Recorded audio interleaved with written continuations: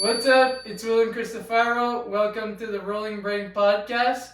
And today I'll be bringing on Nicole Pino. Nicole Pino works with soul reading, and she has helped me out a lot throughout the years. So we will get into the episode. She is the first person who came on on the wellness side in French, but today we will be having her in English.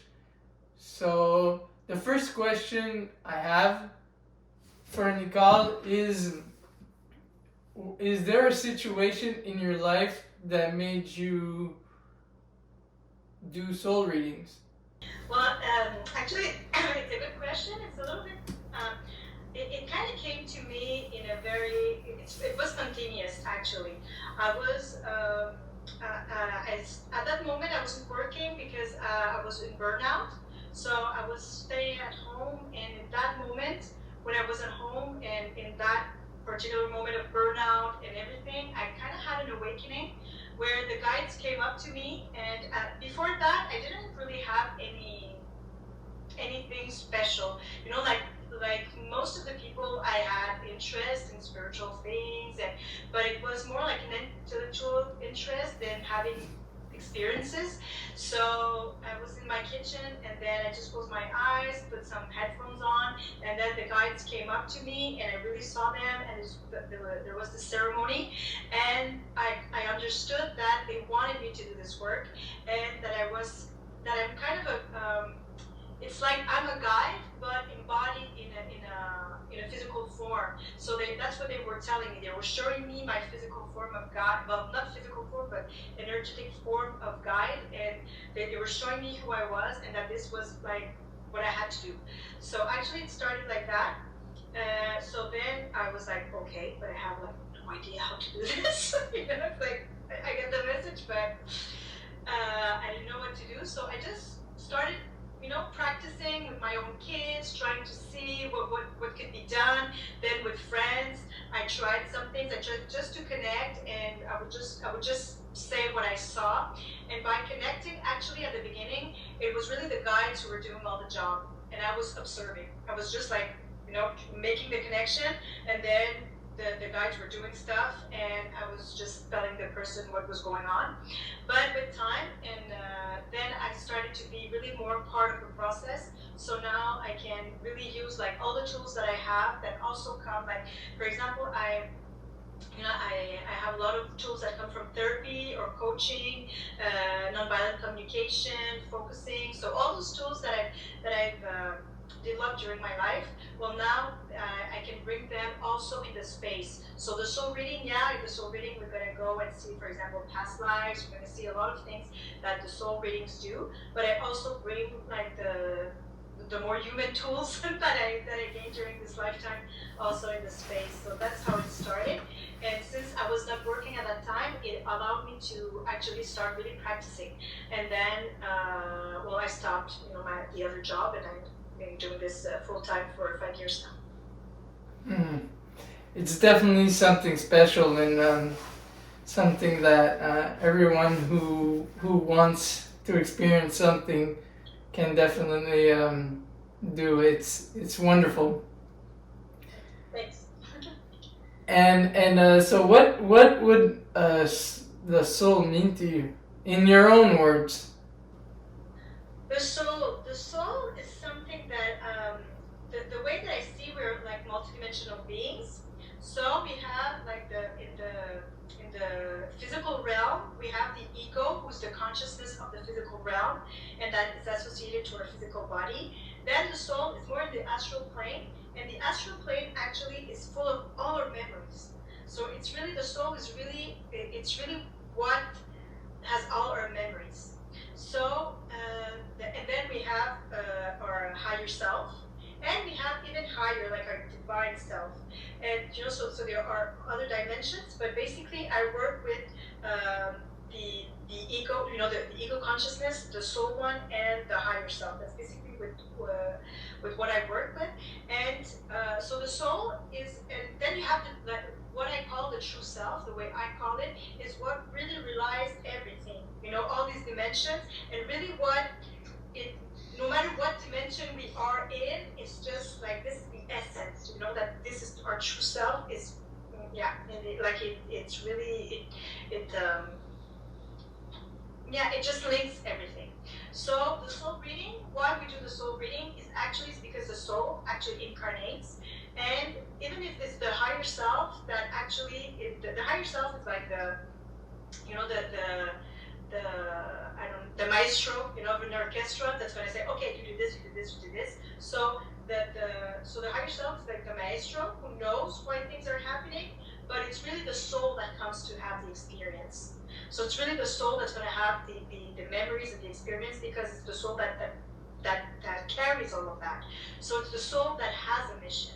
So the higher self knows, that's all decided together, but so that's why the soul readings really work more in the soul level. So we're going to see what memories do we carry that we want to, release, let go, integrate, learn. What are the lessons that we need to learn? What is our purpose in life? So that's basically what we're going to do to be able to really feel aligned, aligned more and more with our true self and with our purpose, and that's basically it. That's beautiful. And so how does like working with memories can have an impact on our lives? Yeah, that's a very good question. Actually, it's incredible how the memories are basically what drives our lives. Like, we know that we have about 5 to 10% of our consciousness that the conscious part of everything that's going on is like 5 or 10%. The rest is like 95% that is unconscious, but what's in the unconscious parts of ourselves is of course our programmings, our beliefs, but all of that come from our memories. I mean, the programmings that we have, it's because we have memories that programmed us in a certain way, and those memories can be the memories of this life, of course, especially our childhood, and the way we were born. All of that is it's really very important. But also, it can be transgenerational, coming from our parents and grandparents and everything, and also our past lives. So we don't realize because we don't know. We only have like I said, like 5% of how we operate that is conscious.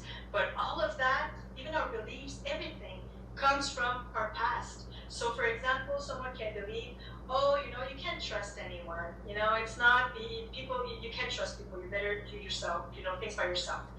The person that says that, it's a belief. But where does that belief come from? But usually that belief comes from the experience. So from the memories that person has, that comes, like I said, can come from this life, from the generations before us, or our past lives. And it's usually a mixture of all of that. It's because what we experienced in our past lives, they're going to be memories that are carried in our soul. So then the soul comes and try to fix those memories. So we're gonna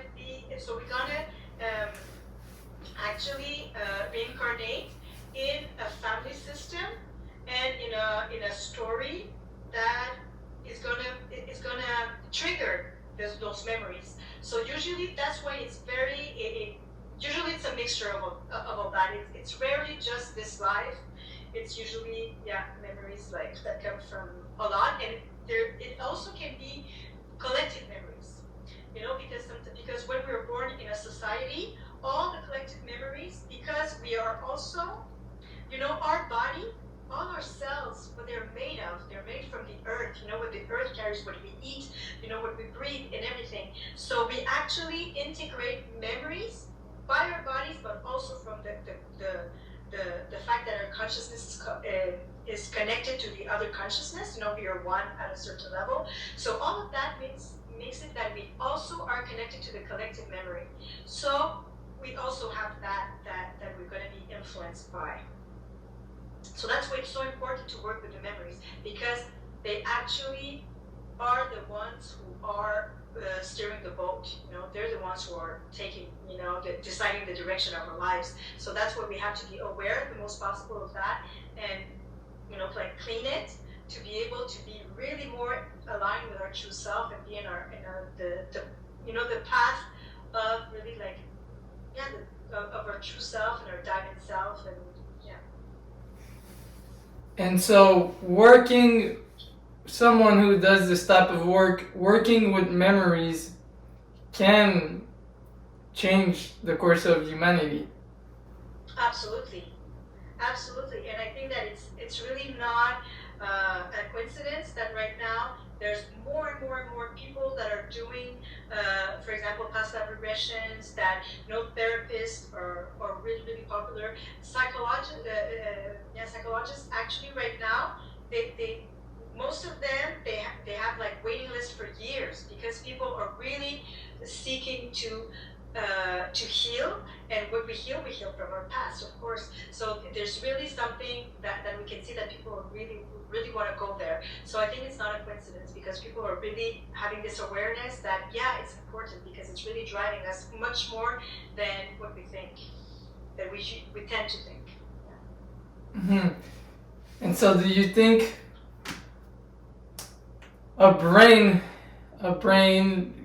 like, how can I say that? The rolling brain can roll better or more on the other side, while the memories are all like really, really older, and they're like, it's pretty much what we said, but they're not fully integrated. Mm-hmm. Yeah, of course, because the brain, the way it's wired, it's got, because exactly that the experiences are what wired our brain. So if we want to have, so then we begin to act in like with old programming. So if we want to be able to be in, like really create our lives, really feel that we're the creators of our lives, that means that we need to revisit those programs and say, okay, because some programmings are good. I mean, it's not every program that is bad, actually, So we have to be able to revisit that and to be able to say, okay, what are the programs that I have? Do I want to keep them? If I don't want to keep them, then I have to release them. What programs do I want to replace them with? And the programs that I want to keep, do I want to keep them that way, or do I have to twitch them a little bit so they can serve me better? So actually, that's what we're going to do. So if we can actually also, like trauma, especially trauma, it's like what trauma is going to do is like parts of our brains are going to be like stuck in the trauma. For example, if I had a tragedy, I don't know, at 2 years You can say, if you have an idea, you can use some examples of me. I don't mind. No, it's okay. I'm gonna do for example, like if at 2 years old there was a fire and your parents were died in the fire and you went to an orphanage, for example, that's really really traumatic. So if you had that experience, well, part of your brain will get stuck there. So maybe there's a part of you that just doesn't grow, that doesn't evolve because it's really stuck there. So that's also what happens with trauma, is that so all those traumatic memories, and that's big trauma, but we have tons of little traumas, of micro traumas. So basically, every human being is traumatized to a certain extent, because we all have at least micro traumas. So all of these traumas that we have, it's like they keep the brain stuck in a certain place. So that's also what helps when we work with memories, and that we can resolve the trauma. Well, then it allows the brain to also grow and evolve and mature. And have a better memory to remember, because if there's those memories, those points like you're talking about, it locks the brain, right? And so by working on them, you can have memories and reprocess these memories so that you can see your world entirely different. Exactly, and that's something that we see often is people that, for example, they don't remember lots of things that happened in their childhood. And that is not normal, in the sense that this is a symptom that there's something we don't want to remember. Like the brain decided, well, the system, it's not only the brain, but it's like the system decided that I don't want to remember that because this is painful. So when we don't remember our childhood, this is a sign that there's something there that needs to be seen. And I'm talking about childhood, because that's really what we see the most. But it can be a lot of things. I've seen people not remember things that happened in their adulthood. And those parts of their lives are like I don't really remember what happened during those years. Very blurred. Like they know a little bit, but it's really blurred. And and because it was difficult years, traumatic years. So actually, exactly, that's what trauma, like I said, in the large sense of the word, is gonna do. Yeah, it's gonna affect memory. Yeah. Yeah, definitely. I've had like times where I didn't remember certain things, and we worked on it, and then it was like, oh, I can reintegrate certain situations in my life that happened. So I think that's really important for everybody to know that it's not necessarily normal, So, what would a rolling brain mean to you? A rolling brain what it evokes to me is a brain that it's functioning, that is actually like it's going, that it's just not, it's not a brain that is stuck. It's a brain that can roll, that can process, that can function, that can really because the brain, that's what's really interesting, is that the brain is actually the connection with our higher self. It's like the radio of our higher self. So having a rolling brain, a brain that functions, and a brain that is really functional like that, it actually allows us to connect to our higher self. The soul is more the heart. When we say, oh, connect to your heart, when we connect to our heart, it's like a portal for our soul. That's what we feel. We're going to feel connected to our soul. But our higher self, it's really interesting, because the higher self is what knows what's going on in our lives. So the more you have like a brain that is like, it's free from all those states, that can really function, and that can be sorry. I don't know if you hear it. Yeah, so sorry about that. So the more you have like this brain that is freed from all those traumas and everything, what it allows is this connection with the higher self. And that is really interesting, because now you have access to why things are happening in my life. Why this is happening? Because we're not just witnessing our lives. That's when we know why we're living what we're living, why the situation is happening, then we can understand, like, okay, so what do I need to do with this situation? Is this a situation where I have to, for example, learn to accept? Is it a situation that I know that I need to, be more assertive? Is this a situation, we just know, because the higher self is going to tell us, this is why this is happening. This is the lesson you need to integrate from that. And so that's also what a rolling blank for me allows. That's beautiful. It's great to be able to process things, and that's like the first time somebody said it like that. And there's been different definitions, but the rolling brain to process things, to know where we can go and take our lives to another level, and really integrate the memories and everything that happened. So yeah, thank you for your time. And if people want to work with you, is there some way that people can connect with you?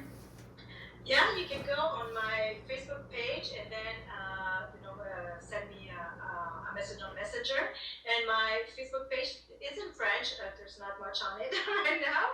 I don't use it much, but it's basically, I use it for Messenger more than anything. And the name is in French, Les Passages de l'Âme, Nicole Pino. So with my name. And we can also contact me by email, but email is not the best way, because I don't take the email so much. So otherwise, on the phone. Telephone, and my phone number is 819-408-0615. So that's basically how you can contact me. Perfect. Thank you. And if people want to go watch the French episode, like I said in the beginning, there is a French episode. I think it's episode 11 and maybe 16.